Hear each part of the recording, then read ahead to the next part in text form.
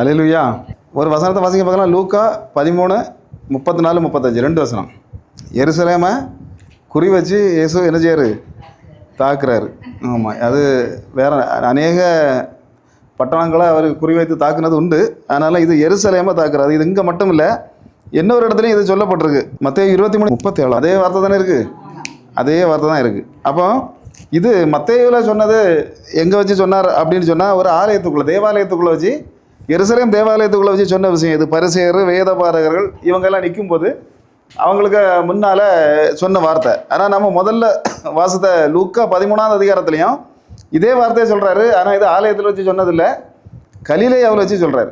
3 ஸ்டேட்டுகள் இவருடைய காலத்தில் அங்கே இருந்தது. ஒன்று கலிலேயா, இன்னொன்று யூதேயா, இன்னொன்று சமாரியா. அப்போ 3 ஸ்டேட்டுகள் அப்படின்னு சொன்னால், கலிலேயாங்கிறது வந்து இயேசு அதிகமாக ஊழியம் செய்த இடம், அதிகமாக வாழ்ந்த இடம்.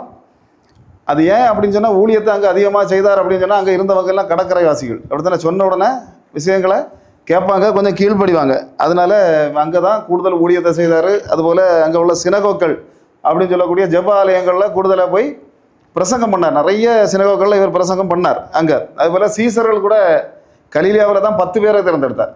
மீது 2 பேர் தான். ஒன்று யூதாஸ், இன்னொருத்தர் கானானிய சீமோன்னு ஒருத்தர் இருக்கார். அப்போ இவர் வந்து எந்த இடம்னு துல்லியமாக தெரியலை. மற்றபடி 10 பேருக்குமே இடம் எங்கே தான்? இந்த கலிலேயா தான். அப்போ வாழ்ந்ததும் சரி, ஊழியம் செய்ததும் சரி, எல்லாமே அதிகமாக கலிலேயா பிரதேசத்தில் தான் செய்தார். ஆனால் யூதேயாங்கிறது அவர் பிறந்த ஒரு ஸ்டேட்டு. ஆனாலும் அங்கே எப்போமாவது தான் போவார். அடிக்கடி போகிறதுக்கு அவர் விரும்ப மாட்டார். அப்படி போனால் கூட அதுக்கு பக்கத்தில் இருக்க அந்த பெத்தானியாவில் போய் அந்த லாசருடைய வீட்டில் போய் தங்குறது. அப்படியே எப்போமாவது போவார். எருசலேமுக்குள்ளே போகும்போது அவனை கல் எடுப்பான், இறங்கி வருவான். அந்தால என்ன செய்வார்? கிளம்பி அப்படியே இப்படி போகிறது தான் நடந்துட்டு இருந்தது. அப்போ இன்னொரு ஸ்டேட் இருக்குது, சமாரியா. இந்த ஸ்டேட்டில் வந்து பெரிய அளவில் இயேசு ஒன்றுமே அங்கே செய்ய முடியலை. ஒரு 10 குஷ்டரோகிகளை குணப்படுத்தினார். அதில் ஒருத்தன் சமாரியன் அப்படின்னு சொல்லி அதில் போட்டிருக்கு. இன்னொருக்கா சமாரிய பெண்ணிட்ட போய் கொஞ்ச நேரம் பேசினார். அப்படி தானே? அது 3வது இன்னொரு சம்பவம் அங்கே சொல்லப்படுது. அந்த கடைசி நேரத்தில் நடந்து வரும்போது ஒரு ஊரில் போய் தங்குறதுக்கு ஆசைப்பட்டார். ஆனால் அவங்க அதை ஏற்றுக்கொள்ளாததுனால அப்போ 2 சீசர்கள் கேட்டாங்க, இப்போவுமே வானத்திலேருந்து தீயை இறக்கி இந்த பட்டணத்தை அழித்து போடட்டுமா? அப்புறம் சமாரியா பட்டணத்துக்குள்ளே கூட இயேசுவை கூடுதல் அனுமதிக்காத ஒரு இடமாக இருந்தது. அப்போ இப்படி நடந்துகிட்டு இருக்கும்போது தான் சமாரியா பெண் வந்து ஒரு அழகாக ஒரு கேள்வி கேட்டார். அப்படி தான் யோவான் 4:20 நாங்கள் இந்த மலையில் தொழுது கொள்ளுகிறோம், நீங்கள் எருசலேம் மலையில் தொழுது கொள்கிறீங்க, இதில் எது கரெக்ட் அப்படிங்கிற விஷயத்த ஒன்று அவள் கேட்டா. அவள் கேட்டபோது இயேசு தெளிவாக சொன்னார், நாங்கள் அறிந்ததை தொழுது கொள்கிறோம், நீங்கள் அறியாததை தொழுது கொள்கிறோம் மட்டும் இல்லை, இன்னொரு விஷயத்தையும் கூட அதில் சொன்னார். எல்லா இடத்துலையும் ஆவியோடும் உண்மையோடும் தொழுகிற காலம் வரும் அப்படிங்கிறத மட்டும் சொல்லிட்டு போயிட்டார். அப்போ 3 ஸ்டேட்டுகள்லையும் 3 விதமான ஊழியம் தான் இயேசுவுக்கு இருந்தது. ஒரு ஸ்டேட்டில் செய்தது மாதிரி அடுத்ததில் செய்ய முடியல. இப்போது இந்த லூக்காவில் சொல்லக்கூடிய சம்பவம் கலிலேயாவில் வச்சு சொல்கிறாரு. சொல்லும்போது இவருக்கு புரிஞ்சு போச்சு, இன்னும் ஒரு வாரம் இல்லை 2 வாரத்துக்குள்ளே சிலுவையில் அறைய போகிறாங்க. ஆனால் அறையது கலிலேயாவில் வச்சு இல்லை, யூதேயாவில் வச்சு தான் அறையணும் அப்படிங்கிற விஷயத்தை அறிஞ்சாலும் கிட்டத்தட்ட 100-120 கிலோமீட்டர் தூரத்துக்கு அந்த பக்கம் தான் நிற்கிறாரு. நிற்கும்போது ஒவ்வொரு ஊராக நடந்து எங்கே வரணும், அப்படி எங்கே வரணும், வர ஊர்லேயே ஊழியம் செய்துட்டு வந்துகிட்டே இருக்கார். அப்போ ஊழியம் செய்து வர அங்கே வரக்கூடிய நோயாளிகள், பிசாசுகள் இதெல்லாம் துரத்தி அப்படி வந்துக்கிட்டே இருக்கார். அப்போ தான் கொஞ்சம் பரிசேயர்கள் அதில் வராங்க. பரிசேயர்கள் வந்து சொன்னாங்க, இயேசுவே, குருவே, ரபியே, உங்களை கொல்றதுக்கு ஏறாவது வழி தேடிட்டு இருக்கான், தயவு செய்து நீ என்ன செய்யுது, அந்த ஊரை விட்டு கொஞ்சம் குயிக்காக நீர் கடந்து போயிட்டுனா ரொம்ப நல்லது அப்படின்னு சொல்லி சொன்ன உடனே தான் இயேசு அதுக்கு ஒரு பதில் அழகாக சொன்னார். இன்றும் நாளையும் நாளை மறுநாளும் இங்கே தான் இருப்பேன் அப்படின்னு சொல்லி அந்த நரிகிட்ட போய் சொல்லுங்கள் அப்படின்னு சொன்னதோடு அவர் விடலை. அதை தொடர்ந்து இன்னொரு வார்த்தையும் சொன்னார், எருசலேமுக்கு வழியில் எந்த இடத்துலையுமே தீர்க்கதரிசியை உங்களால் அசைக்க கூட முடியாதுடான்ட்டார். எப்படி? ஏறவதுக்கிட்ட டைரெக்டாக சொல்கிறாரு. எப்படி? எருசலேமுக்கு வழியில் எங்களை நீங்கள் ஒருத்தனும் அசைக்க கூட முடியாது, அதனால் உன்னால் என்ன செய்ய முடியுமோ நீ செய்துக்க அப்படின்னு சொல்லி அவரோட ஆணவப்பமாக பேசுகிற மாதிரி ஒரு வார்த்தையை பேசி விட்டுறாரு. இவங்க போயிட்டாங்க. அப்போ இப்போ மத்தேயு பார்த்தா, மத்தேயுவில் ஆலயத்துக்குள்ளே வச்சு இந்த வார்த்தையை சொல்கிறார், எருசலேமே கோழி தன் குஞ்சுகளை, அந்த வார்த்தையை இப்போ கலிலேயாவில் சரி, அதாவது அந்த இடத்து சம்மந்தமாட்டு அதில் இருந்து பேசினார், ஆலயத்துக்குள்ளே வச்சு தான் பேசினார், அந்த இடத்த தான் பேசினார். இது அப்படி இல்லை, 120 கிலோமீட்டருக்கு அந்த பக்கத்தில் நின்றுக்கிட்டு அங்கே வச்சு ஒரு கொஸ்டின் கேட்கும் போதும் எதை தான் திட்டுறாரு, எருசலேமை தூரத்துலேருந்து பேசுகிறார். அப்போ இதுக்கெல்லாம் சில காரணங்கள் இருந்தது. இயேசு கிறிஸ்துவுடைய இப்போ நம்ம விஷயங்களை பார்க்கும்போது அந்த அற்புத அடையாளங்கள் எல்லாம் 37 அற்புத அடையாளங்கள் எல்லாம் பார்க்கும்போது எல்லா அற்புத அடையாளங்களும் 4 சுவிசேஷத்தையும் ஆமாம் குறிக்கப்படவில்லை. அது சில விஷயங்கள் தான். ஏன் குறிப்பாக சொன்னால் இயேசுக்கு பிறப்பு கூட 4 சுவிசேஷத்துலையும் இல்லை, 2 சுவிசேஷங்கள் தான் இருக்குது. அப்போ அதுபோல் நிறைய சம்பவங்கள் இயேசுட ஒரு 3 சுவிசேஷத்தில் இருக்கும், இல்லை 2ல் இருக்கும், இல்லை ஒரே சுவிசேஷத்தில் முடிக்கப்படும். இப்படியெல்லாம் இருக்கும்போது ஒரு 2-3 சம்பவங்கள் வந்து 4 சுவிசேஷங்களையும் குறிக்கப்பட்டது. எதெல்லாம்? ஒன்று சிலுவையில் அறைந்தது, இவர் சிலுவையை சுமந்தது, இவர் உயிர்த்தெழுந்தது. இந்த மாதிரிப்பட்ட காரியங்கள் மட்டும்தான் 4 சுவிசேஷங்களையும் இருக்கும். அதில் ஒரு காரியம் எக்ஸ்ட்ரா, ஒரு காரியம் 4 சுவிசேஷங்களையும் இருக்குது. எதுனா கழுதையில் எருசலேமுக்குள் இவர் நுழைந்த அந்த சம்பவம் எதில் இருக்குது? 4 சுவிசேஷங்களும் இருக்குது. ஆனால் 4 சுவிசேஷங்களும் எழுதினாலும் அதில் ஒரு விஷயத்தை கடைசியில் வந்து மற்றவங்க எல்லாம் மறந்துட்டாங்க. லூக்கா தெளிவாக எழுதி வச்சார். என்னது அப்படின்னு சொன்னால், எருசலேமை பார்த்து கண்ணீர் விட்டார் அப்படிங்கிற வார்த்தையை யார் எழுதி வச்சா? மற்ற 3 பேரும் அதை எழுதலை, ஏன்னு தெரியல. ஆனால் இந்த கழுதையில் போன சம்பவம் நடந்து அப்படி முடிந்த உடனேயே இயேசு என்னச்சுதார்? கண்ணீரை விடுகிறார். அப்போ பார்த்தா எருசலேமை டைரெக்டாக திட்டுறாரு, எருசலேமை பார்த்த உடனே கண்ணீர் விடுறாரு. அப்போ எருசலேமுக்கு மட்டும் என்ன ஸ்பெஷல் திடீர்னு பார்த்தா? எருசலேம்னா என்னது, எதனால் அவர் அதை திட்டுறாரு, அது என்ன விஷயம்? இதுதான் நம்முடைய விஷயம் இன்னைக்கு. அப்போ பார்த்தா எருசலேம் அப்படிங்கிற வார்த்தை முதல்ல 5 புஸ்தகத்துலேயுமே இல்லை. பைபிளில் முதல் 5 புஸ்தகத்துலேயும் இல்லை. அப்போ அதில் அறியப்படுது, ஆனால் எருசலேமை பற்றி சொல்லப்பட்டிருக்கு. ஆனால் எருசலேம்ங்கிற வார்த்தை அதில் இல்லை. சாலோம், அப்படி சாலோமின் ராஜாவாக ஒருத்தர் ஆபிரகாமை தேடி வரார். அப்போ அந்த சாலோம்ங்கிற இடம் மட்டும் குறிக்கப்பட்டிருக்கே தவிர என்னது இல்லை அதில். எருசலேம்ங்கிற பேர் முதல் 5 புஸ்தகத்தில் எங்கே தேடினாலும் இல்லை. முதல்ல யோசுவா 10:1 தான் எருசலேம்ங்கிற பேர் முதல்ல சொல்லப்படுது. என்ன பேர்? எருசலேம் அப்படிங்கிற பேர் சொல்லப்படுது. அது வந்து யோசுவா காலத்தில் நடக்கக்கூடிய சம்பவம். இப்போ பார்த்தா அதில் என்னது சொல்லப்படுதுன்னா, எல்லா ஜாதிகளையும் துரத்துறாங்க. யோசுவா இவங்களுக்கு 10-12 கோத்திரங்களுக்கும் ஒவ்வொரு இடத்தையும் பிரித்து கொடுக்கும்போது கூட முதல்ல பென்யாமின் கோத்திரத்தில் கொடுக்குறாரு எருசலேமை. ஆனால் கொடுத்தாலும் அங்கே இருந்த எபூசியரால் அவர்களை பென்யாமின் கோத்திரத்தினால விரட்ட முடியலை. அப்போது பார்த்தா அடுத்த யூதா கோத்திரத்துக்கு கையில் போகுது. யூதா கோத்திரக்காரங்களும் அங்கே இருந்த எபூசியரை துரத்த முடியலை. அப்போ அது ஒரு பயங்கரமான ஒரு சக்திகளாக அவங்க இருந்து கொண்டு இருக்கிறாங்க. அப்போ இந்த நேரத்தில் தாவீது காலத்தில் இப்போ அவங்க கடைசி வரைக்கும் தாவீது காலம் வர வரைக்கும் அந்த எபூசியர்களை யாரும் ஒன்றும் பண்ண முடியலை. இப்போ சவுல் ஆட்சியில் வரும்போது தாவீது கூட வர்றவர் எப்படி வர்றாருன்னா, தாவீதுடைய மற்ற கோலியாத்துடைய தலையை அறுத்து கையில் எடுத்துக்கிட்டு எருசலேமுக்குள்ளே வரார். அது போட்டிருக்கு தெளிவாக, எருசலேமுக்குள்ளே இவர் வாரார் அப்படிங்கிறத போட்டிருக்கு. ஆனாலும் அந்த நேரத்தில் எபூசியர்கள் அங்கே இருக்காங்க, அவங்கள அசைக்க முடியலை. அப்போ சவுலாலேயும் ஒன்றும் பண்ண முடியலை. அப்போது கடைசியில் சவுலுக்கு பிறகு தாவீதுக்கு கையில் ஆட்சி பொறுப்பு வருது. இப்போ தாவீதுக்கு ஒரு ஆசை, இந்த பயக்களை என்ன செய்யணும், அடித்து ஒரு விரட்டுங்கேருந்து விரட்டுனா தான் கதை சரியாகும் அப்படின்ட்டு எழும்பி நிற்கும்போது அங்கே இருந்து கொஞ்சம் பேர் வந்து சொல்கிறாங்க, நீ அங்கே போய் அடி வாங்கிட்டேன்னு தான் வந்துடாத, ஓண்ட ஒன்றும் கிடையாது, ஒன்றுமே ஓண்ட கிடையாது. அங்கே இருக்கவங்க பெரிய ஜாதிகள். அதில் என்னென்னா அங்கே இருக்க குருடரும் சப்பானியும் மட்டும் போதும் ஒன்றை தீர்த்துக்கட்டதுக்கு, ஒன்றை தொலைக்கிறதுக்கு. அவங்க அந்த குருடரும் சப்பானியும் மட்டும் போதும், வேறு யாரும் தேவையில்லை, மிலிட்ரியெல்லாம் ஒன்றாக்கிட்ட எதிர்க்கு வர வேண்டிய அவசியம் இல்லை. இப்படிங்கிற ஒரு வார்த்தையை சொன்ன உடனே தாவீதுக்கு கோவம் வந்துட்டு, தாவீது உடனே அடுத்த வார்த்தை சொன்னார், எவன் அங்கே இருக்கக்கூடிய குருடரையும் சப்பானியும் ஜெயிக்கிறானோ அவன் தான் நம்முடைய கூட்டத்துக்கு தலைவன் ஆவான் அப்படிங்கிற ஒரு வார்த்தையை இவர் சொன்னார். சொன்ன உடனே இவங்க எல்லாம் தப்பாக நினச்சிட்டாங்க. குருடரையும் சப்பானியும் யாருக்கு பிடிக்காது? தாவீதுக்கு பிடிக்காது அப்படின்னு நினச்சிக்கிட்டு இவங்க என்ன பண்ணாங்கன்னா, தாவீது காலத்தில் தொடங்கி அதுக்கப்புறம் குருடரையும் சப்பானியும் நினைச்ச மாட்டாங்க, ஆலயத்துக்குள்ளே ஒரு நாள் அனுமதிக்க மாட்டாங்க, எல்லாம் வெளியே தான் இருக்கணும். அப்படிப்பட்ட காரியங்கள் நடந்து கொண்டு இருக்கும்போது தான் தாவீது காலமும் முடியுது. இயேசு கிறிஸ்து எருசலேமுக்கு வரார். இயேசு கிறிஸ்துவை பார்த்து சொல்கிறாங்க, தாவீதின் குமாரனே அப்படின்னு சொல்கிறாங்க. அவங்க ஏன் தாவீதின் ஆபிரகாம் குமாரனேன்னு சொல்லலை, மற்றபடி வேறு எந்த யோசேப்பின் குமாரனே சொல்லலை, மரியாளின் குமாரனேன்னு சொல்லலை, தாவீதின் குமாரனேன்னு தான்.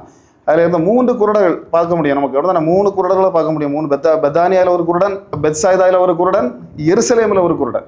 எல்லா குருடர்களும் சொல்கிற ஒரே வார்த்தை தாவீது குமாரனே அப்படின்னு. அப்போ அவங்களுக்கு தெரிஞ்சிருந்தது, தாவீதுனால தான் நம்ம அடைபட்டு கிடக்கும், என்னமா என்ன செய்ய முடியாது, உள்ளே வரணும்னா இந்த தாவீதுடைய பிள்ளையினால் மட்டும்தான் நம்மளை உள்ளே கொண்டு வர முடியுங்கிற தெளிவாக அவங்க அபிஷேகத்தோடு அரைஞ்சிருந்தாங்க. அதனால தான் தாவீதின் குமாரனே அவங்க சத்தம் போட்டது. ஆனால் சத்தம் போட்டாலும் அதில் ஒரு விஷயம் போட்டிருக்கு. யோவான் அந்த 2வது அதிகாரத்தில் ஒரு போலீஸத்தை அடி சாட்டவாரம் எடுத்து ஆலயத்துக்குள்ளே போய் ஏசு அடிச்சாரா அடிக்கலையா? உள்ளே இருந்த பயங்களெல்லாம் அடித்து வெளியே விரட்டினோடனே அந்த குருடரும் சப்பானிகளும் ஆலயத்துக்குள்ளே போனாங்கன்னு அதில் பைபிளில் போட்டிருக்கு. அப்போ இயேசு போன பிறகு தான் அந்த குருடரும் சப்பானிகளும் உள்ளே போக வேண்டிய ஒரு சூழ்நிலைக்குள்ளே வந்தது. அப்போ இப்படிப்பட்ட காரியங்கள் அங்கே நடந்துகிட்டு இருக்கும்போது இங்கே என்னென்னா, இவர் யார் எபூசியரால் யாரும் அடித்து விரட்டிட்டா? தாவீது எபூசியரால் அடித்து விரட்டிட்டார். அப்போ விரட்டினதுனால இப்போ எல்லா பொறுப்பும் அவருக்கு அங்கே ஆகியாச்சு. அப்போது சரி, அங்கே என்ன நடக்குது அப்படின்னு சொன்னால், 2 சாமுவேல் 5:13 போட்டிருக்க அநேக மறுமனையாட்டிகளை யார் மணந்தா? தாவீது மணந்தார். அப்படி தானே 8 மனைவிகளை அவர் எருசலேமிலேயே கல்யாணம் பண்ணார். 8 மனைவிகள், பிள்ளைகள். எத்தனை பிள்ளைகளுக்கு பேர் போட்டிருக்குன்னா 19 பிள்ளைகளுடைய பேர் வேதாகமத்தில் போடப்பட்டிருக்கிறது. அப்போ இப்படி இருக்கும்போது இவருக்கு தேவனை விட்டு கொஞ்சம் என்ன செய்தார்? ஆமாம், ஏன்னா சர்ச்சுக்கு ஒன்றும் போக்கு இருக்காது. ஏன்னா போகணும்னா பெரிய கஷ்டம் தான், தெரியும். அப்படி தானே ஒரு பஸ்ஸு பிடிக்கணும். இவங்களுக்கு 19 பிள்ளைகளும் 8 மனைவியும் கூட்டிகிட்டு ஆலயத்துக்கு போனால் என்ன செய்யணும்? ஒரு பெரிய பஸ்ஸு, வால்வோ பஸ்ஸு பிடிக்கணும். அதனால் என்ன செய்ய முடியலை. இவர் வழி போனார்.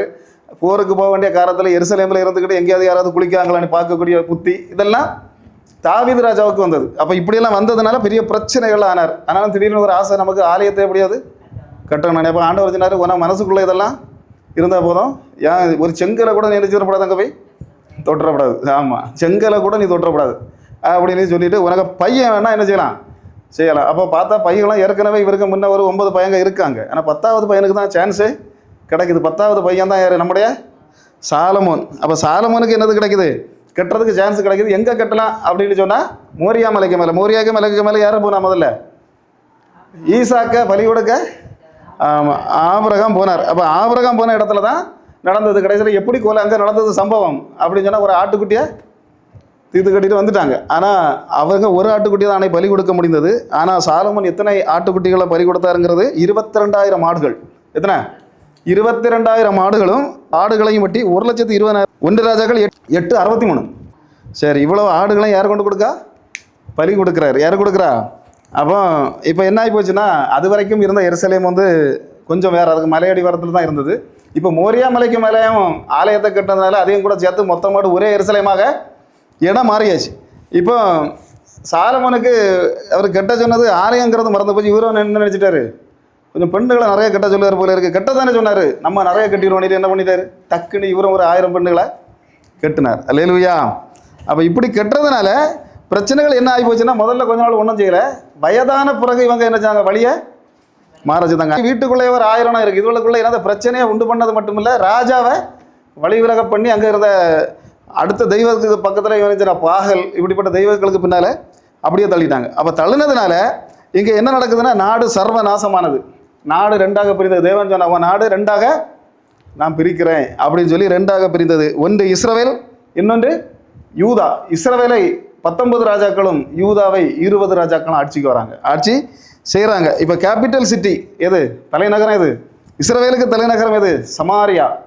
இப்போ பார்த்தா யூதாவுக்கு தலைநகரம் தான் எருசலேம். நம்ம சொல்லக்கூடிய ஆமாம், இதுதான் நம்ம பாயிண்ட்டுங்க. எருசலேம் தான் இதுக்கு தலைநகரம். அப்போ பார்த்தா நல்ல ராஜாக்கள் அப்படின்னு பார்த்தா இஸ்ரவேலில் ஒருத்தன் கூட 20 ராஜாக்கள், ஆமாம் 19 ராஜாக்கள், 19 ராஜாக்களில் ஒருத்தன் கூட கையில் தொடாகாத கேஸு. அப்போ பார்த்தா இதில் யூதயாவில் பார்க்கும்போது 20 ராஜாக்கள் ஆட்சி செய்தாங்கன்னா ஒரு 8 ராஜாக்கள் நல்ல ராஜாக்கள். 8 வேறு அதில் குறிப்பிட்டு சொல்லணும்னா ஆசா, எசேக்கியா, யோசியா, இவங்களெல்லாம் பார்த்தா நல்ல நல்ல ராஜாக்கள். இவங்களுடைய கதைகளெல்லாம் நிறைய போட்டுருக்கு. ஆனாலும் இவங்க வழிவிலகி போனாலும் இவங்க ஒரு நல்ல ராஜாக்களாக இருந்தாங்க. அப்போ இப்போ பார்த்தா யூதாவை விட இஸ்ரவேலர்கள் என்ன செய்தாங்க அப்படின்னா, இஸ்ரவேல் நாட்டில் இருந்தவங்க விக்கிரக ஆராதனை கூடுதல், கண்ட தெய்வங்களை போகிறது ரொம்ப பயங்கரமான பாவங்கள். அப்படிலாம் பாவங்கள் செய்ததுனால அங்கே இருந்த 10 கோத்திரங்கள், எத்தனை கோத்திரம்? மொத்தம் 12 கோத்திரம் உண்டு.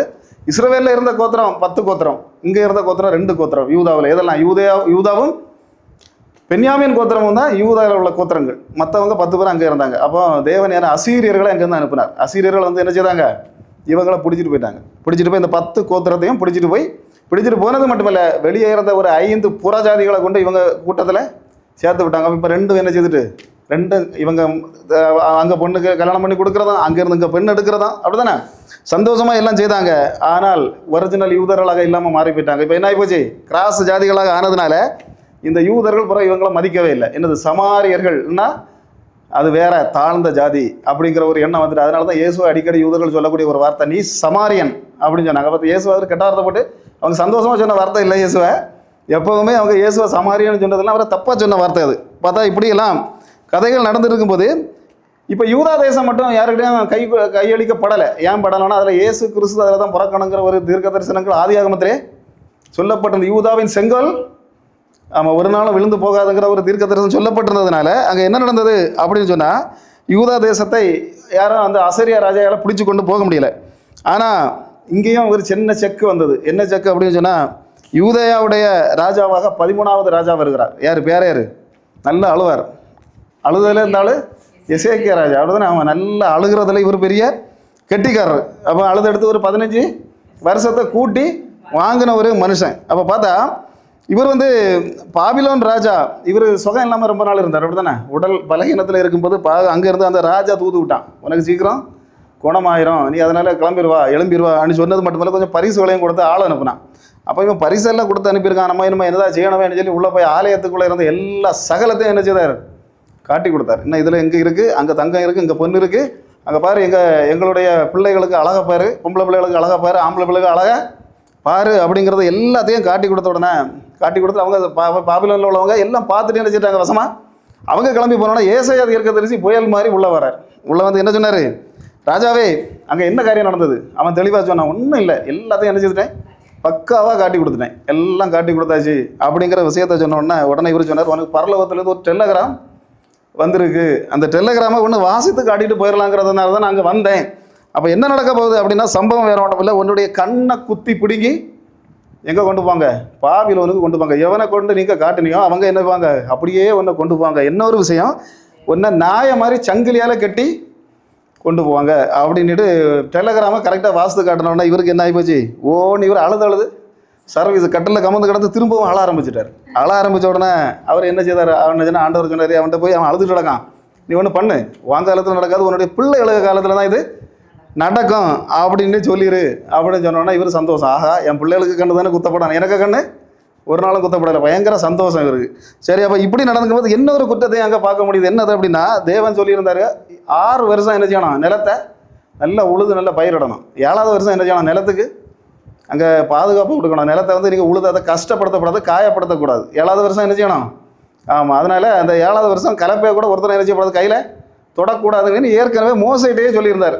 ஆனால் இவங்க என்ன செய்தாங்கன்னா அதை பற்றி இவங்க மைண்டில் எடுக்கவே இல்லை. 490 வருஷம் தொடர்ந்து என்ன செய்தாங்க, போட்டு உழுது எடுத்து மறைச்சி பயிரிடுதலை மாற்றி போட்டாங்க. அப்போ இப்படி செய்ததுனால தேவனுக்கு ஒரு 70 வருஷம் அந்த இவங்களுக்கு தெரியும், 490 வருஷத்தை சரியாக 7ஆல் வகுத்து பார்த்து 70 வருஷம் இவங்களை என்ன செய்யணும், எங்கேயாவது கொண்டு போய் வைக்கணும் அப்படின்னு சொல்லி தான் ஆண்டவர் 2வது திட்டம். 3வது திட்டம் என்னன்னா, மனாசேன்னு சொல்லப்படக்கூடிய வெளியே இருந்த விக்கிரகங்களை எல்லாம் கொண்டு இந்த எசேக்கியாவுக்கு பிறகு வந்த ராஜா அவன் என்ன செய்தான், ரோட்டில் கிடக்க விக்கிரகத்தையும் உள்ளதையும் கொண்டு ஆலயத்துக்குள்ளே வச்சு நல்ல பூஜை போடுவலை. அப்போ இப்படியெல்லாம் 3-4 குற்றங்களுக்கு இருந்தவொடனே ஆண்டவர் நினச்சாரு, இவங்களையும் பிடிச்சி என்ன செய்யணும், யாரடியாவது யூதா தேசத்தையும் என்ன செய்யணும், ஒப்பு கொடுக்கணும் அப்படின்னு நினச்சிக்கிட்டு தான் இப்போ அங்கே என்ன நடக்குது அப்படின்னா, இயேசுவுக்கு முன்னால் ஒரு 586 வருஷங்களுக்கு முன்னால் நேபுகாத் நேச்சார் அப்படின்னு சொல்லப்படக்கூடிய ஒருத்தனை என்ன செய்கிறார், அங்கேருந்து இங்கே அனுப்புகிறார். அப்போ வந்தவன் என்ன செய்தான் அப்படின்னு சொன்னால், இங்கே வந்தவங்கள்ட்ட சந்தோஷமாக க்ளோரி ப்ரைஸ் எல்லாம் சொன்னான்னு இல்லை, முதல்ல ஆலயத்தை தர மட்டமாக இடிச்சான். யார் கட்டினது, சாலமோன் கட்டின ஆலயத்தை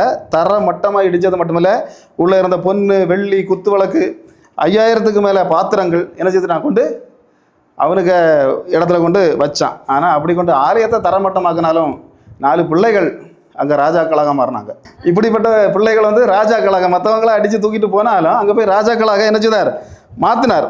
அப்போ எசேக்கியேல் ஒரு தீர்க்க தரிசனம் சொன்னார், ஒன்றும் இல்லை மக்களை நீங்கள் பயப்படாதீங்க, 70 வருஷத்தில் என்ன செய்யலாம், அங்கேருந்து கிளம்பி நம்ம போயிடலாம் அப்படின்னு. அப்போ 70ஆவது வருஷம் நெருங்கும்போது பெர்சியா ராஜா பாபிலோன் சாம்ராஜ்யத்தை அடிச்சு நுறக்கிறதுக்காக பெர்சியா ராஜாவை எழுப்பினார். பெர்சியானா இது இன்னைக்கு இருக்கக்கூடிய ஈரான் ராஜாவை எழுப்பினார். அல்லேலூயா.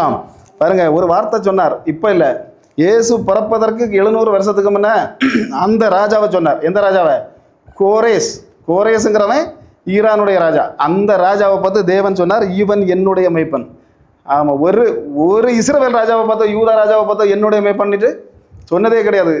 அந்த ஈரான் ராஜாவை பார்த்து இயேசு தேவன் சொல்கிறார், என்ன சொல்கிறாரு, இவன் என்னுடைய மேய்ப்பன், இவன் எருசலேமை கட்டுவான், எருசலேமை இவனை கொண்டு கட்ட வைப்பேன் அப்படின்னு சொன்னார். அப்போ பார்த்தா இதில் என்னதுன்னா, அந்த தீர்க்க தரிசனம் சொல்லும்போது இந்த கோரேஸ் பிறக்கவே இல்லை. கிட்டத்தட்ட 150 வருஷத்துக்கு முன்னால் சொல்லப்பட்ட தீர்க்க தரிசனம். இவனும் பிறக்கலை, இவனுடைய அப்பனும் பிறக்கலை. 150 வருஷத்துக்கு முன்னாடி இந்த தீர்க்க தரிசனமே. அது மட்டும் இல்லை, அவனுக்கு பேரன் சொல்லப்பட்டாச்சு. எப்படி, கோரேஸ்.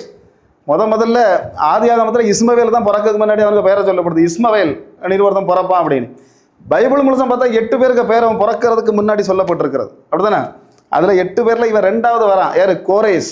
அந்த ராஜாவுக்கு பெயர் எப்படி சொல்லப்பட்டிருக்கு, கோரேஸுங்கிறவன் பிறக்க போகிறான். அவன் தான் எருசலேம் ஆலயத்தை கட்டாவுக்கு சப்போர்ட் பண்ணுவாங்கிறத கூட தீர்க்க தரிசனம் மாட்டு அவன் பிறக்கிறதுக்கு முன்னே, அவன் அப்பம் பிறக்கிறதுக்கு முன்னாலே சொல்லி வச்சாச்சு. இப்போ பார்த்தா கோரேஸ் என்ன செய்கிறான், ராத்திரியோட அது பெரிய டாபிக் அப்படி தானே, அடித்து உடச்சி தூள் பண்ணிட்டான். எதை? பாபிலோன் சாம்ராஜ்யத்தை ராத்திரியோட ராத்திரியாட்டு வச்ச அந்த குடிப்பழக்கத்துக்கு அடிமையாகி அந்த ராஜா பண்ண ஒரு சின்ன காரியத்தினால, அதை இப்போ பேசின நேரம் போயிடும். இப்போ அங்கே என்ன நடந்தது சம்பவம் அப்படின்னு சொன்னால், அவங்கள அடித்து விரட்டிட்டு யார் ராஜாவாகிறா? கோரேஸ் ராஜாவாகிறா. அவனுக்கு தீர்க்க தரிசனம் ஞாபகம் வருது. தீர்க்க தரிசனத்தில் அவன் என்ன சொன்னான் அப்படின்னு சொன்னால், எஸ்ராவை கூப்பிட்டான். எஸ்ரா 1ஆவது அதிகாரம் 6ஆவது அதிகாரத்தெல்லாம் வாசித்தா என்ன கொடுத்தான் அப்படின்னா, அந்த ஆலயத்தை கட்டுறதுக்கு என்னதெல்லாம் வேணுமோ எல்லாமே கஜானாவில் இருந்து, அவனுடைய சொந்த கஜானாவில் இருந்து நினைச்சுதான் எடுத்து கொடுத்து, நீங்கள் போய் ஆலயத்தை முதல்ல என்ன செய்யுங்க, இவங்களை நீங்கள் அடிமைகளாக இருக்குன்னா நீங்கள் கிளம்பி போய் ஆலயத்தை கட்டுங்கன்னு சொன்னது மட்டும் இல்லை, நேபுகாத்நேச்சார் எந்த பொற்பாத்திரங்கள் எல்லாம் அங்கே கொண்டு போனாலும் அவ்வளோத்தையும் பிறகு என்ன செஞ்சுட்டான், நீங்கள் எல்லாம் ஆலயத்துக்கு நீங்கள் என்ன செய்யலாம், கொண்டு போகலாம் அப்படின்னு சொல்லி செருபாபேல் தலைமையில் இவங்க என்ன செய்கிறாங்க, கிளம்பி இங்கே வராங்க. அப்போ ஆனால் அங்கே வந்த பிறகு இங்கே ஒரு பிரச்சனை இருக்குது. என்ன பிரச்சனைனா, இங்கே எருசலேமுக்குள்ளே வரும்போது சமாரியர்கள் உள்ள இருக்காங்க. அவங்க கேட்குறாங்க, ஆலயத்தை நாங்களும் கூட சேர்ந்து கட்டட்டா அப்படின்ட்டு யார்கிட்ட கேட்குறாங்க, அங்கேருந்து வந்த அடிமைத்தனத்துலேருந்து வந்தவங்கள்ட்ட கேட்குறாங்க. கேட்டவொடனே இவங்க சொன்னாங்க, இல்லை எங்களுக்கு சப்போர்ட் பண்ணுறதுக்கு யார் இருக்கா, கோரேஸ் ராஜா இருக்கான், அவனுக்கு சப்போர்ட்டில் தான் நாங்கள் பண்ணுறோம். நீங்கள் வந்து கிராஸ் ஜாதிகள், உங்கள்கிட்ட போய் உங்கள் கையினால் கட்டினா ஆண்டவர் எங்ககிட்ட கோவப்பட்டாலும் இவங்க என்ன செய்யணும், மொட்டை கடிதம் எழுதுனா என்ன செய்தான், உடனே ராஜாவுக்கு மொட்டை கடிதம் எழுதி இந்த ஆலயத்தை கட்ட விடப்படான்னு 15 வருஷம் நடத்தி, அப்படியாவது அந்த ஆலயம் வந்து திரும்ப உடனே கட்டப்பட முடியலை. 15 வருஷம் அப்படியே பின்னோக்கி தள்ளப்படுது அது ஆலயம் கட்டக்கூடியது. இப்போ என்ன ஆகுதுன்னா, கோரேஸ் ராஜா மரித்து போனான். என்ன செய்தான், ஆலயம் கட்டி முடியக்குள்ள கோரேஸ் ராஜா மரித்தாச்சு. மரித்த உடனே இப்போ சப்போர்ட் பண்ணுறதுக்கு யார் இருப்பானா, அடுத்தது வர்றான் தரியு ராஜா. அப்போ தரியு ராஜா என்ன செய்கிறான் அப்படின்னா, அரண்மனையை சுற்றி தேடி பார்க்கும்போது இதுக்கு முன்னே இருந்த கோரேஸ் ராஜா எழுதி வச்ச என்னதெல்லாம் கிடைக்கிது, ஆவணங்களும் இந்த கைப்பிரதிகளும் கிடைக்கிது. இப்போ இந்த கைப்பிரதிகளை எடுத்து இவன் என்ன செய்யும் அப்படின்னு சொன்னால், நேராக போய் அந்த தன்னுடைய பொக்கிஷ சாலையில் இருந்த எல்லாத்தையும் எடுத்து ஆலயத்தை கட்டுறதுக்காக இவங்க கையில் கொடுத்து, நீங்கள் என்ன செய்யணும், சீக்கிரம் ஆலயத்தை கட்டுங்க அப்படின்னு சொல்லி திரும்பவும் அடுத்த ஆள் என்ன செய்கிறாரு, கோரேஸுக்கு அடுத்தபடியாக வந்த இவனும் செய்கிறான். அப்போ தரியும் செய்கிறான். அப்போ தரியு காலத்தில் தான் அந்த ஆலயம் திரும்பவும் என்ன செய்யப்படுது, நேபுகாத்நேச்சார் இடிச்சு போட்டு போன ஆலயம் தரியு காலத்தில் கட்டி முடிக்கப்படுகிறது. இன்னொரு சம்பவம், இதே ஈரானில் இருந்த, அதுக்கு அடுத்தது வந்து பாருங்கள், எல்லாமே ஈரான் ராஜாக்கள். அப்போ அடுத்தது வர்றது யார் வரா அப்படின்னு சொன்னால், அகஸ்வேருங்கிற ஒரு ராஜா வரான். அவன் வந்தது மட்டும் இல்லை, அவன் என்ன செய்தான் அப்படின்னா, அந்த எஸ்தருங்கிற யூத பெண்ணை அவன் திருமணம் செய்தது மட்டும் இல்லை, 120 நாடுகளை ஆட்சி செய்து கொண்டிருந்த ஒரு ராஜா. அவன் அந்த யூதர்களை கொன்று போட்டுடலாம் அப்படின்னு சொல்லி ஆமான் தலைமையில் ஒரு குரூப் இறங்கின போது அவங்கள காப்பாற்றி அவங்களுக்காகவே சட்டத்தை மாற்றி புது சட்டத்தை எழுதி மாற வச்சது யார் தான், இந்த அகஸ்வேர் ராஜா. சரி, அகஸ்வேர் ராஜாவுக்கு காலம் முடிஞ்சு போச்சு அப்படின்னு சொன்னால், அதுக்கு பிறகு அர்த்தசாஸ்திரா ராஜா ஆட்சிக்கு வரான். அவனும் ஈரான் தேசத்து ராஜா. பாருங்க எத்தனை ராஜாக்கள், 4 ராஜாக்கள் இன்னைக்கு தான் அடிக்கிறாங்க மாடி மாறி. அன்னைக்கு ராஜாக்கள் 4வது ராஜா வரான். இவன் யோசிக்கிறான், அங்கே என்னது ஆலயத்தை திரும்ப அலங்காரப்படுத்துறதுக்கு ஆள் இல்லையே. உடனே எஸ்ராவை கூப்பிடுறான். எஸ்ராவை கூப்பிட்டு பொண்ணு வெள்ளி எல்லாம் காரியங்களெல்லாம் தூக்கி கொடுத்து, நீ ஆலயத்தை என்ன செய், போய் அலங்கரித்துக்கொள் அப்படின்னு சொன்னான். அடுத்தது கொஞ்ச நாள் கழிஞ்ச உடனே நெகேமியாவை கூப்பிடுறான். நெகேமியாவை கூப்பிட்டு இன்னொரு வார்த்தை சொல்கிறான், மதிலெல்லாம் இடிஞ்சு கிடக்கு, நீ என்ன செய்யணும், மதில போய் கட்டுங்க. எல்லாமே இங்கே உள்ள கஜானையில் உள்ள பணம் மரம் எல்லாமே நம்ம காட்டில் போய் நம்முடைய ஃபாரஸ்ட்டில் போய் என்ன செய்யலாம், வெட்டி கொண்டு போய் மதிலை கட்டுங்க அப்படின்னு சொல்லி இதெல்லாம் பார்க்கணும். எங்கே பார்க்கணும் அப்படின்னா, நெகேமியா 2வது அதிகாரத்தில் தெளிவாக இந்த சம்பவங்களும் சொல்லப்பட்டிருக்கு. இப்போ 4 ஈரான் ராஜாக்கள் யாரெல்லாம் இன்றைக்கி அடிக்கக்கூடிய 4 ஈரான் ராஜாக்கள், 1 கோரேஸ், 2வது தரியு, 3வது அகஸ்வேரு, 4வது அர்த்தசாஸ்திரா. 4 ராஜாக்கள் இஸ்ரவேலர்களுக்கு ஆலயம் கட்டுறதும் சரி, மதிலை கட்டுறதும் சரி, எருசலேமை கட்டுறதுக்கும் சரி சப்போர்ட் பண்ணது யார் தான், இந்த 4 ராஜாக்கள். இன்றைக்கி அதே நாடு அந்த, அதாவது நம்ம மேப்பில் கூட அந்த இஸ்ரவேல் இருக்கக்கூடாது அப்படின்னு தெரியாது, அவ்வளோ ஒரு சின்ன நாடு. இந்த நாட்டை யார் அடிக்கணும்னு இப்போ நிற்கிறா, 4 ராஜாக்கள் சேர்ந்து கட்டின நாடு இது. இந்த நாட்டை அடிக்க நினைக்கிற ஆள் யார், அதே ஆட்கள் இப்போ திரும்ப அடிக்க நினைக்கிறாங்க. அப்போ இது எதனால் சம்பவிப்பது, இது எதனால் சம்பவிக்கிறது, அல்லேலூயா. நிறைய மர்மங்கள் பைபிள் சொல்லுது. பார்த்தா எருசலேமில் பிரச்சனை தான் என்ன அப்படின்னு பார்த்தா, சகரியா 12:3 சகரியா தீர்க்கதரிசி தெளிவாக ஒரு வார்த்தை சொன்னார், சகல ஜாதிகளுக்கும் பாரமான கல் ஆக்குவேன். கடைசி காலங்களில், அதாவது உலகம் முடிகிற காலத்தில், இயேசு கிறிஸ்துவனுடைய வருகையின் காலத்தில் என்ன நடக்கும், சகல ஜாதிகளுக்கும் பாரமான கல்லாக எது மாறும், எருசலேம் மாறும். பூமியில் உள்ள சகல ஜாதிகளும் உனக்கு எதிராக, யாருக்கு எதிராக, எருசலேமுக்கு எதிராக வருவார்கள் அப்படின்னு சொல்லி. அப்போ அந்த சகரியா தீர்க்கதரிசி எப்போ இருந்தார் அப்படின்ட்டு அதை ஒருக்கா கூட ஆழமாக பார்க்கும்போது, அவர் எங்கே இருந்தார் அப்படின்னா, இந்த ஈரான் ராஜாவான கோரேஸுக்கு அடுத்து வந்த தரியு அங்கே ஆட்சி செய்யும்போது தான் இந்த சகரியா என்ன செய்திருக்காரு, இங்கே சகரியா 1:1 அது போட்டிருக்கு. அப்போ பார்த்தா இப்படியெல்லாம் சம்பவங்கள் நடந்துகிட்டு இருக்கும்போது, இப்போ யூதர்களுக்கு இங்கே ராஜா இல்லை, அதனால தான் அந்த அவருக்கு பேரை போட்டு வச்சிருக்கு, தரியு ராஜாவுடைய காலத்தில் இந்த சகரியா இருந்த தீர்க்க தரிசனம் சொன்னார் அப்படின்னு சொல்லி. இப்போ அதில் தெளிவாக 600 வருஷத்துக்கு முன்னே இன்னொருத்தர் சொன்னார். என்ன சொன்னார் அப்படின்னா, யாரெல்லாம் கடைசி காலங்களில் எருசலேமுக்கு எதிராக வருவார்கள் அப்படிங்கிறத எசேக்கியேல் 38:5 அவர் தெளிவாக சொன்னார். பெர்சியரும் எத்தோப்பியரும் லிபியரும் கூடால அதுக்கு முன்னே 38, 20, 2, 3, 4 வசனங்களை நம்ம வாசித்தோம் அப்படின்னு சொன்னால், மேசேக்கு தூபால் ஜாதிகளான கோகு மாகோகு யாரெல்லாம் இப்படி ஒரு கொஞ்சம் நாடுகளை போட்டிருக்கு. கோகு யார், மாகோகு யார் எல்லாம் தெரியும் அப்படி தானே.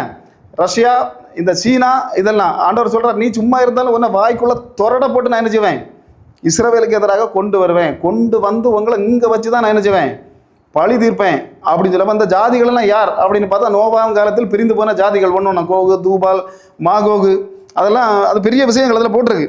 அப்போ பார்த்தா ஒரு கூட்ட நாடுகளை போட்டிருக்கு. பெர்சியா அதில் தலைமை நாடாட்ட எந்த பேரை தான் போட்டு வச்சிருக்கு, இந்த எசேக்கியேல் 38:5 அதுதானே போட்டிருக்கு. பெர்சியா தானே முதல்ல போட்டிருக்கு. பெர்சியாவை தான் முதல்ல போடப்பட்டிருக்கு. அப்போ பாருங்கள், அதில் இன்னொரு விஷயத்தை கூட எசேக்கியேல் 38:8 சொல்லியிருக்கு. எப்படி சொல்லியிருக்குன்னா, நெடுநாட்கள் பாழாய் கிடந்த இந்த இஸ்ரவேலை வெளிநாடுகள் எல்லாம் போய் சிதறி கடைசியில் வந்திருந்து என்ன நிம்மதியாக நம்ம வாழலாம் அப்படின்னு இவங்க இஸ்ரவேலர்கள் என்னைக்கு நினைக்கிறாங்களோ அன்னைக்கு தான் அந்த குரூப் எல்லாம் சேர்ந்து வரோம் அப்படின்னு. அப்போ பார்த்தா எப்படி இல்லாமல் ஒரு 50-52 நாடுகளில் சிதறி கிடந்த யூதர்கள் 1948 வருஷத்தில் தான் தனி நாடாக இஸ்ரவேலை அறிவிக்கிறாங்க. அப்போ முதல்ல இவங்களை தனி நாடாக ஆவதற்கு இவங்களுக்கு அங்கீகாரம் கொடுத்த நாடு எது அப்படின்னு கேட்டால், அதே ஈரான் தான். எந்த ஈரான்? இப்போ அடிக்க தொடங்கின அதே ஈரான் தான் நல்ல அங்கீகாரம் கொடுத்து இஸ்ரவேல் தனி நாடாக மாறணுங்கிறதுக்கு முழு சப்போர்ட்டும் பண்ணினது யார் அப்படின்னா அந்த ஈரான் தான். அந்த ஈராவில் ஷாங்கிற ஒரு மன்னர் ஆட்சி செய்து கொண்டிருந்தார் அந்த நேரத்தில். யார்? ஷா, அவருடைய பேர். அப்போ என்ன ஆகிப்போச்சுன்னா, அந்த நேரத்தில் இந்த நாடு தனியாக பிரிந்து வரும்போது அங்கே இருந்த எண்ணெய் வளங்கள் முழுவதும் யாருக்கு கொடுக்கப்பட்டது? இஸ்ரவேலுக்கு கொடுக்கப்பட்டது. அதனால் ஆனால் இவங்க என்ன செய்தாங்கன்னா, அதுக்கு பதிலாட்டு ஆயுதங்கள், மற்ற காரியங்களை, எல்லா ஆயுதங்களையும் அவங்களுக்கு இவங்க சப்ளை பண்ணாங்க. அப்போ கிட்டத்தட்ட 1948 வருஷம், நமக்கு சுதந்திரம் கிடைச்சது 1947, 48 வருஷம் வரைக்கும் இவங்க அவ்வளவு ஃப்ரெண்ட்ஷிப்பாக இருந்திருக்காங்க. அது சரித்திர புஸ்தகங்களும் வரலாறு புஸ்தகங்களும் எடுத்து பார்த்தா தெரியும் தெளிவாக இவங்க எப்படி தான் இருந்தாங்க. அவ்வளவு இருந்தவங்க கடைசியில் பார்த்தா அங்கே என்ன நடக்குதுன்னா, 1979 வருஷத்தில் ஆட்சி கவிழ்ப்பு நடக்குது. ஷா ராஜாவை என்ன செய்கிறாங்க, ஷா மன்னனை கவிழ்த்து விட்டு அங்கே இருக்கக்கூடிய கமேனி அப்படின்னு சொல்லக்கூடிய இன்னொருத்தர் என்ன செய்கிறாரு, ஆட்சிக்கு வர. இப்போ செத்து போன காமேனி இல்லை, இது வேற காமேனி. அந்த காமேனி என்ன செய்கிறார், இவரை தள்ளி போட்டுட்டு வந்தார். ஆனால் வந்த உடனே முதல் வார்த்தை என்ன சொன்னார் அப்படின்னு சொன்னால், அமெரிக்கா சாத்தான், இஸ்ரவேல் குட்டி சாத்தான். எப்படி? அமெரிக்கா சாத்தானும் இஸ்ரவேலு குட்டி சாத்தானும். அப்போ இந்த 2 சாத்தான்களையும் ஒழிக்காம வழியே இல்லை. அது அவராக சொன்னதில்லை, பைபிளில் தீர்க்க தரிசனம் இருக்குது. இவன் என்ன செய்யணும், எதிராட்டு கண்டிப்பாக என்ன செய்யணும், வரணும் அப்படின்னு. அப்போ லெபனானையும் போட்டிருக்கு. லெபனான் ஆலயத்தை கட்டுறதுக்கு அந்த டைமில் நம்ம அந்த 1 ராஜாக்கள்லாம் எடுத்து பார்த்தா ஆலயத்தை கட்டுறதுக்கு சாதனம் கொடுத்தது யார்?